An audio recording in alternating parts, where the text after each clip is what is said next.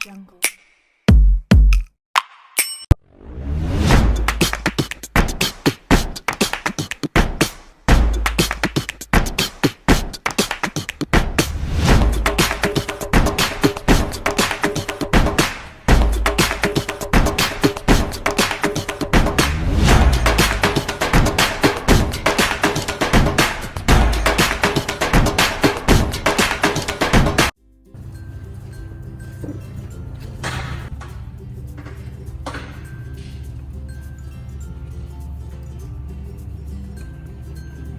Hi, good morning. How can I help both of you? Hi, morning. We want to apply for home financing. How is it? Wait a minute. Let me take your queue number first. Here, this is your queue number. You may sit first, and we will call your number. Okay, thank you.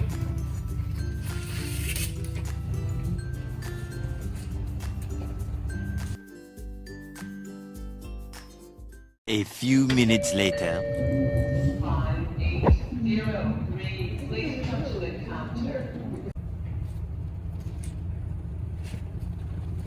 Assalamualaikum, good morning. Waalaikumsalam, morning too. How can I help you, sir? We want to apply for home financing for our house, which is located in Dulat Tunggal, Malacca. May I know, have you signed the sale and purchase agreement, or is it still in the process? Yes, we already signed the sale and purchase agreement, and here it is. Okay. So we offer various packages for home financing. May I know whether Sir and Madam want Islamic or conventional home financing? Before we decide, could you give some pro and cons for Islamic home financing, or actually there are no difference between conventional home financing? I have heard from my friend, he needs to pay the installment higher than normal conventional financing. Is the interest rate in Islamic financing higher than conventional? Before that, let me correct you first. In Islamic financing, there is no term interest since the contract that have been used is sale and purchase and not loan contract. The correct term used was profit rate. It can undeniable that the profit rate was higher than compared to conventional, but this method is halal. You always would pay more for halal option for everything else. For example, food, essential. So when it comes to finance, is there any different? No. Alright, okay. For the pros and cons in Islamic home financing, there is not much big difference between these two, but still the perks and disadvantage exist. Firstly, for the interest or profit capping, for Islamic financing, there is a profit rate cap, which is the maximum amount that can be earned by a bank in a sale contract. The financial institution's profit is based on the Islamic rate, base rate, BFR. While it can change based on current market conditions, it cannot surpass the profit rate cap. And for conventional, the interest rate follows the movement of base rate, meaning it can rise or fall based on prevailing market conditions, but there is no cap. If the interest rate spikes, the borrower will need to fork out higher installments. Secondly is calculation of profit or interest. For Islamic financing, bank earns profit based on only on outstanding principal. Also, there's no interest involved, so there's no compounding effect. Hence, financial institutions earns a lower profit from Islamic housing loans versus a typical mortgage. Moreover, the penalties for late payment could be lower than a conventional housing loan. While for the conventional financing, the interest rate on the principal is compounded. There is no limit on interest accumulation, which could lead to an unjust situation that the Sharia law wants to prevent. However, Islamic housing financing also have disadvantages as well. For instance, clients may face additional costs when they restructure their mortgage, change the term of their agreement, or opt for a new financing contract. Customers could also pay more for legal fees as there are more documents involved in an Islamic housing loans as compared to a conventional home financing. So, what do you think? Conventional financing or Islamic financing? After hearing this explanation, I think we should take Islamic financing for our home, since home it is a place that we will spend almost 80% of our life. So we need to get Allah's blessing by obeying His prohibition and orders. I agree with you too, dear. We have agreed applying for Islamic home financing. So, what are the products that you have? Currently, we have 3 products for Islamic home financing. There are Commodity Murabahah Term Financing I for Home Full Flexi, Commodity Murabahah Scheme Jaminan Kredit Perumahan Home Financing I, and Commodity Murabahah Term Financing I for Home. Excuse me, miss, but what is the difference between the last one and the first one? I think I heard you say the same name for both products. Yes. Basically, the name for both products literally alike, but the difference is benefit offered, which is if you're applying for Commodity Murabahah Term Financing I for Home Full Flexi, you can enjoy the option of redraw on the excess payment made. This benefit is only applicable for the first product I mentioned and not the last one. Redraw? Could you give an example and why I should make an extra payment?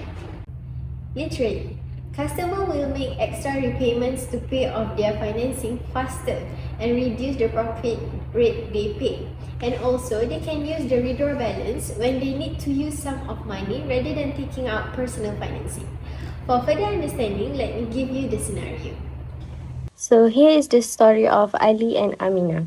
Ali and Amina are paying off a 500,000 ringgit home financing, and the minimum repayment they need to pay is 2,000 ringgit a month. However, if they wanted to pay off their loan faster, they could also make extra repayments on top of that 2,000 ringgit. So let's say they made an additional 200 a month. Now here where home financing redraw comes in.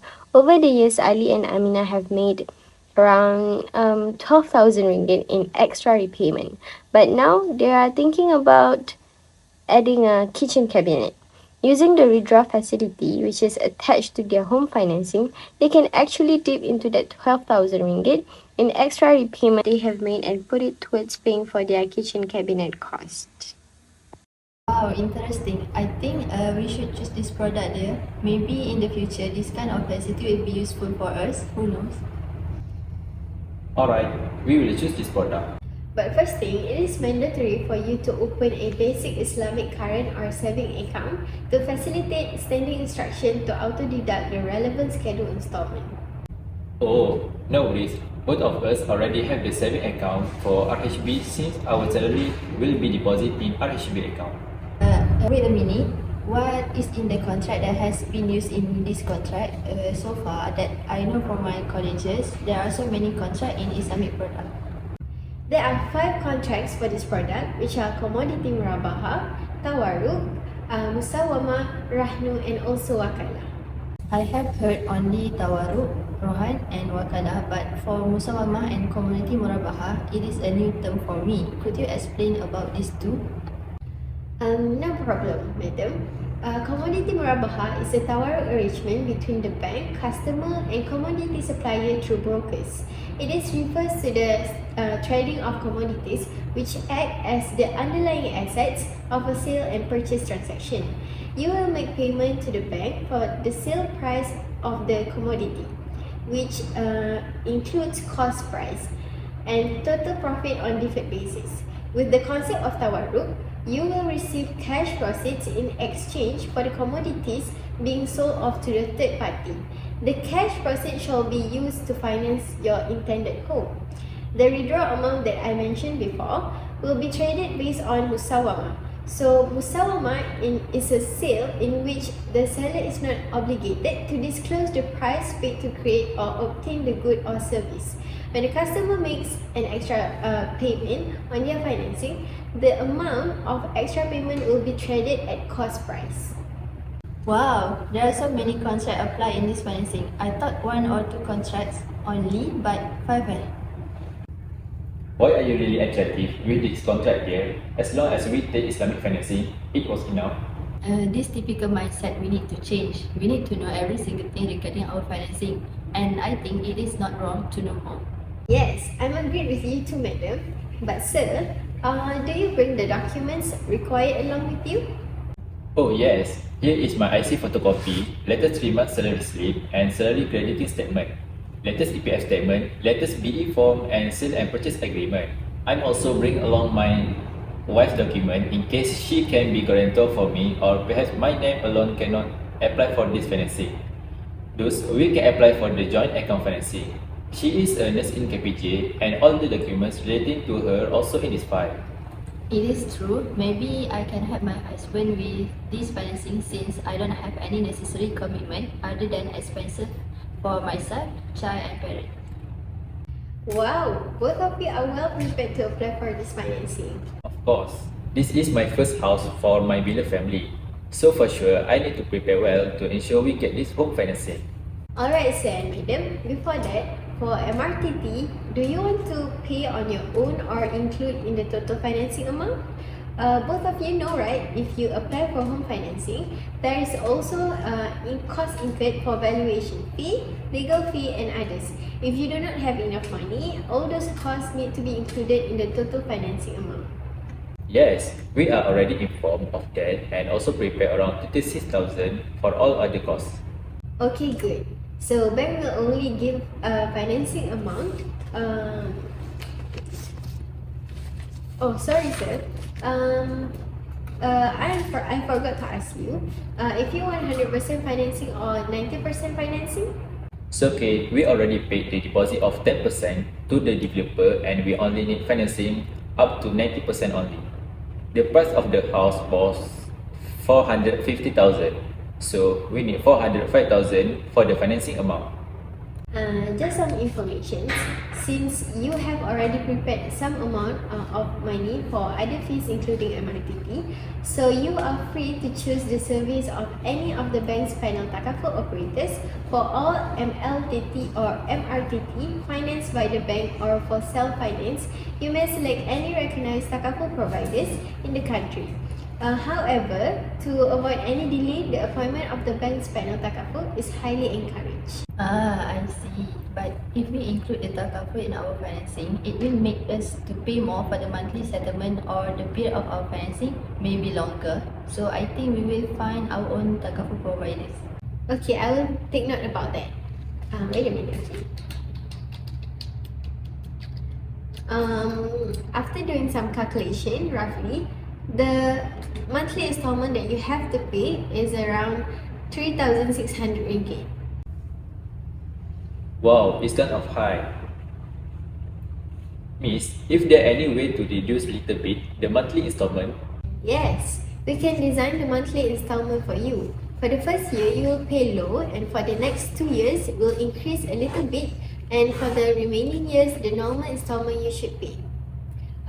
We always design the monthly installment scheduled to meet the needs of our customers. So, sir and madam, no worries, okay?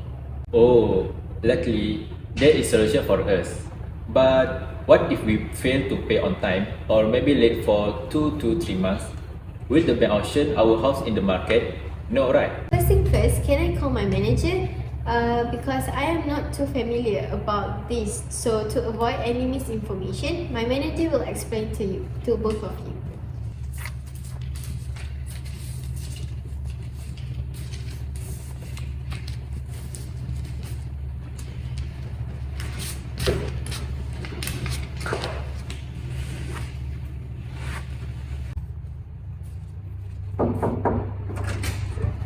Can I come in, madam?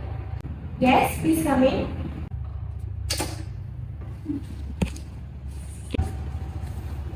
Madam, can you please explain to the customer about the late payment charge? Because I'm a newbie here, I'm scared of any misinformation. Oh, luckily for you, I don't have much work today, so let's go. Alright.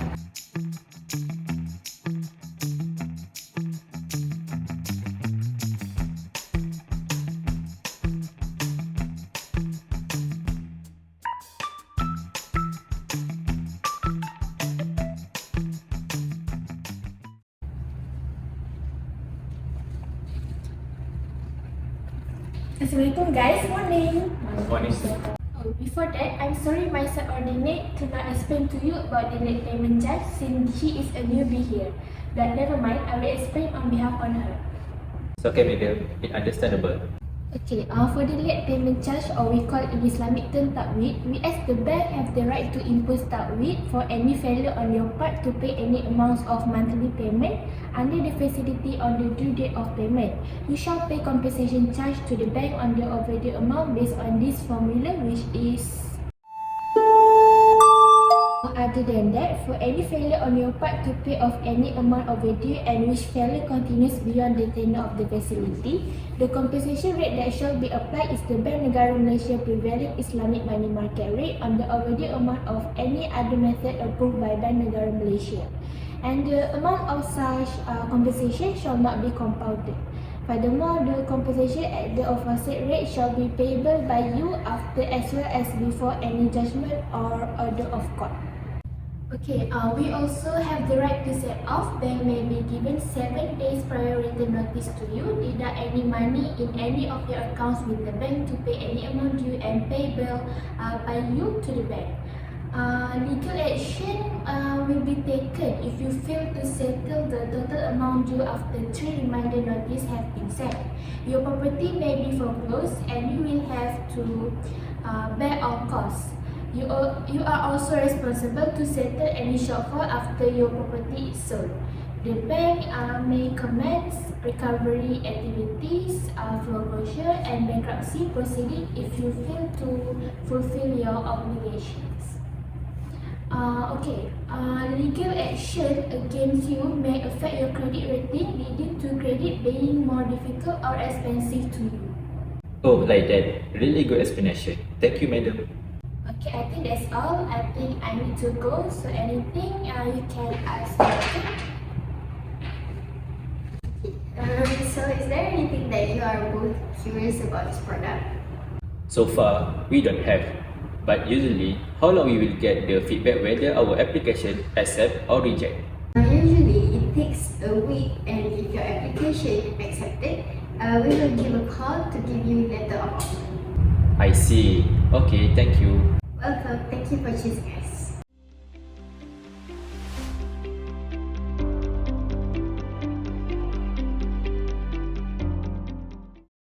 Later that same evening.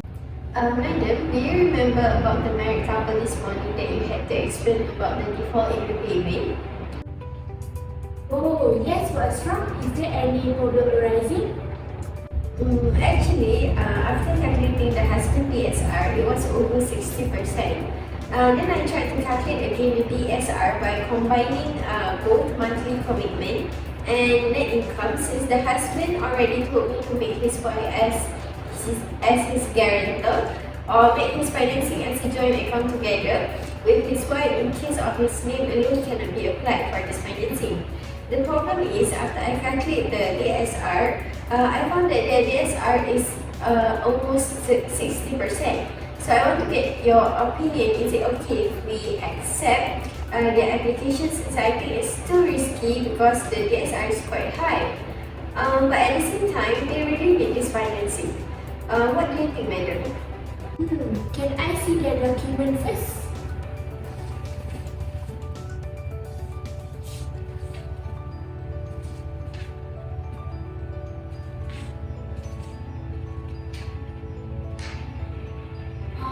I think we just can accept this application since our bank's limit for customer DSR limit up to 60%, and if we look at their monthly commitments for AZMI financing, the remaining tenure was only 1 year and a half. So I think there is no problem for them to pay their installment on time. We also can design the monthly repayment schedule according with their needs, like we usually do for other customers.